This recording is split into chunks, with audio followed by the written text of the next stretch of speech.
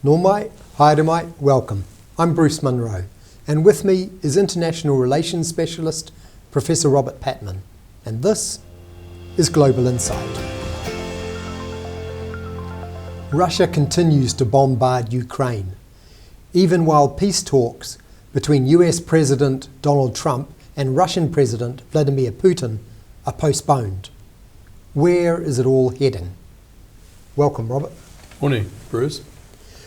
Why has the latest meeting between Trump and Putin been put on hold? That's a good question.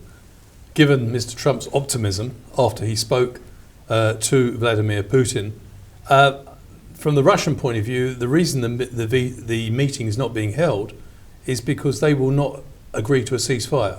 And that is the reason it's not happening. Mr. Trump apparently came off the phone call convinced that the Russians were willing to consider some sort of ceasefire. And that hasn't eventuated. To be fair to the Russian side, they have consistently said they will not agree to a ceasefire. And Lavrov, the foreign minister, Sergei Lavrov, said in the last week that the Russian position has been entirely consistent. They will not make territorial concessions, and they want a long-term settlement based on the territories they have captured. So they want recognition of the territories they captured. The one bit of sort of got people excited following the Putin-Trump conversation was that Putin hinted he might offer concessions in some of the territories if he could get at the whole of Donetsk, which is the most strategic part of Russia's territorial ambitions. It only controls 75% of Donetsk and has failed, despite every effort he's made during the last 4 years, to capture it by force. So what he's asking for is for the Ukrainians to hand over the rest of Donetsk, which he cannot capture on the battlefield, but through diplomatic means. Zelensky couldn't survive if he did that. On Friday in London, 35 allies of Ukraine are meeting to work on a new ceasefire proposal. If a ceasefire can be agreed to eventually, what role should New Zealand take? Well, firstly, what is the proposal the Europeans seem to be developing? It's based loosely on the Gaza model that the Trump administration advanced. And that is a shaky proposal, by the way, the Gaza plan, peace plan of Mr. Trump, because it doesn't address the fundamental issue of Palestinian self-determination. But the model in broad terms, in the Ukrainian context, calls for a ceasefire and then negotiations about territorial issues. Now, the Europeans are advancing this, but they also say in the next breath, there can't be any diminution of Ukraine's territorial integrity. So I'm not sure if you look at it from Putin's point of view, why would he agree to a ceasefire when it's likely the negotiations would not recognise his illegal gains through an invasion of Ukraine? So from his point of view, it doesn't look particularly promising. Right, and if Putin says that he wants large chunks of Ukraine and that he wouldn't accept Western peacekeepers in Ukraine, if a ceasefire can't be agreed to that is acceptable to Ukraine, what does this leave? What are the options? Where is this likely to go?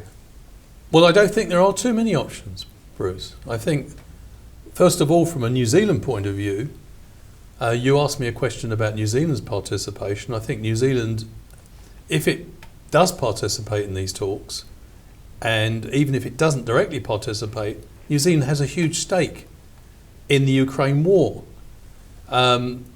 The outcome of the Ukraine war will have reverberations for our security in the Indo-Pacific. Why? Because Russia is attempting to get recognition of the principle that might is right. It has stolen land from a neighbour, and it wants international recognition of that stolen land. From a country like New Zealand, which takes international law seriously and is a small but globally involved actor, that's completely unacceptable. So from New Zealand's point of view, the last thing we want as a country is for Mr. Putin to get a reward for his invasion, because it will set a precedent that would be extremely unhealthy for New Zealand, and it would also cause concerns, I think, in Wellington, that this would embolden China, Russia's major backer. It may well make China very well forward-leaning in its attitude towards Taiwan, and it may make China emboldened to step up its campaign to influence the Pacific Island nations. So New Zealand's position is quite clear in these discussions. It will want to see, it would probably welcome a ceasefire, providing there's no territorial concessions that flow from that. Everyone wants an end to the war, but they do not want a negotiated outcome which rewards an invasion by Russia. What are the outcomes? I have to be Dr. Killjoy here. I think there's only two possible outcomes. That is that Mr. Putin wakes up one day and decides that the costs of the invasion have become too great and he must withdraw his troops. He knows that will be the end of his political career. And Russia doesn't have a particularly strong tradition of its political leaders resigning and surviving. So he knows that there's no way back for him. So that leaves the most obvious option, and that is that Ukraine must be armed to win this war. And it is winning the war, despite a very strong narrative that Russia is gaining, which is of course being encouraged enormously by Russia. And unfortunately, a number of Western commentators buy into this view that because Russia is the bigger country, it will inevitably prevail. But let's consider the facts.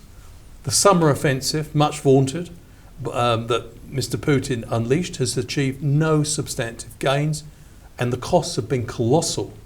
Appalling casualties. Russia now has more than 1 million casualties. And what's more, since August, Ukraine has used its position as a world leader in drone technology to systematically pummel Russia's major, 16 of them, major energy infrastructure sites. This means, according to some reports, that Russia's capacity to refine oil has dropped by between 35 and 38% since August alone. What does that mean for Russia itself? It means that Russia's exports of oil, which it depends on, have dropped by 30%. It means that the price of gasoline in Russia has risen by 40%.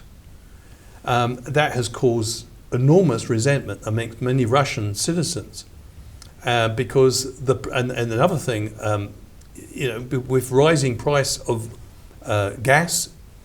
gasoline within Russia, if you like Crimea, it's almost impossible for Russian citizens in Crimea now to access petrol for their cars. So, as you can see, as this progresses, and there's been another development, which is that Denmark has begun a campaign of intercepting Russia's illegal shadow fleet. This is a fleet of about 1,000 ships. They're mainly ships which are no longer insured because they're not fit for commercial activity. And Mr. Putin has used these ships to get his oil out of Russia because many of the commercial major shipping companies have refused to do business with Russia under the sanctions package. So he has basically put together, often these ships don't involve Russians, they involve commercially hired Navy personnel or people who have seafaring experience. And what Denmark has done in the last 7 days is quite dramatic, following a whole series of what they suspect have been Russian drone incursions in Denmark. Denmark has retaliated by boarding ships going through Øresund, which is the only exit out of the Baltic Sea for Russian ships. And they're not boarding every ship, but they're boarding many of the Russian ships. And many of these ships their paperwork is not up to scratch. That is, they're not fully insured, and they can get them on technicalities, and they are detaining those ships. And Denmark has made it clear, as soon as it has the personnel in place, it will be stepping up this campaign. So, I mean, that's another source of income. So when you start thinking about this, who's best placed to fight the long war?